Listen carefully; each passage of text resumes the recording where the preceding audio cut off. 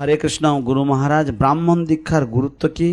কেউ কি শুধু হরিনাম দীক্ষা নিয়েই সারা জীবন ভক্তি করতে পারে? সেক্ষেত্রে ব্রাহ্মণ দীক্ষার কি প্রয়োজন?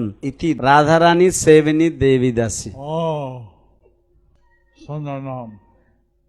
সুন্দর নাম। So, second initiation is like going on the fast track. Second initiation is like going on the fast track.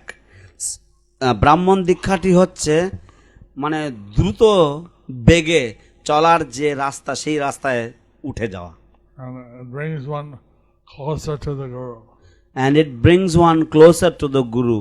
এবং তা এই দীক্ষা কাউকে, যে কোনো একজনকে গুরুদেবের আরও সন্নিকটে নিয়ে আসে। And that also gives one the facility of worshiping installed deities. And that gives one also the facility to worship installed deities.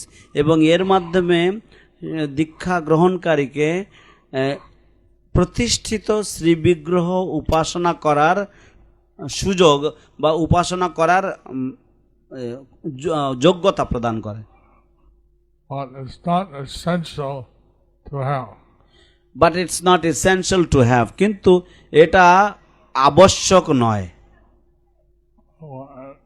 One can take second, and but it also brings with it some greater responsibility. One can take second initiation, but also with it comes a greater responsibility. কেউ ব্রাহ্মণ দীক্ষা নিতে পারে, কিন্তু এর সাথে সাথে আরো বেশি দায়িত্ব তাকে নিতে হবে। Like we are told we should not ever commit suicide. Like we are told that we should not ever commit suicide. যেমন আমাদেরকে বলা হয়েছে যে আমাদের কখনোই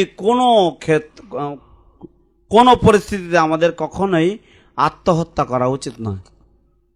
If one has first initiation or is uninitiated and they commit suicide, they become a ghost.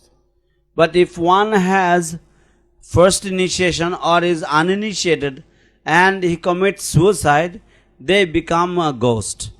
কিন্তু যদি কারোর প্রথম বা হরিনাম দীক্ষা হয়েছে অথবা তার দীক্ষা হয়নি এবং সে যদি আত্মহত্যা করে, তাহলে সে ভূত জনি বা সে ভূত হয়ে যাবে।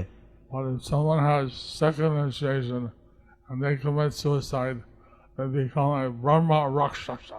কিন্তু যদি কারোর ব্রাহ্মণ দীক্ষা হয় বা কারোর দ্বিতীয় দীক্ষা যদি হয় এবং তারপরে দ্বিতীয় দীক্ষা নেওয়ার পরে সে যদি আত্মহত্যা করে, তাহলে সেই ব্যক্তি সে ব্রহ্ম রাক্ষস হবে।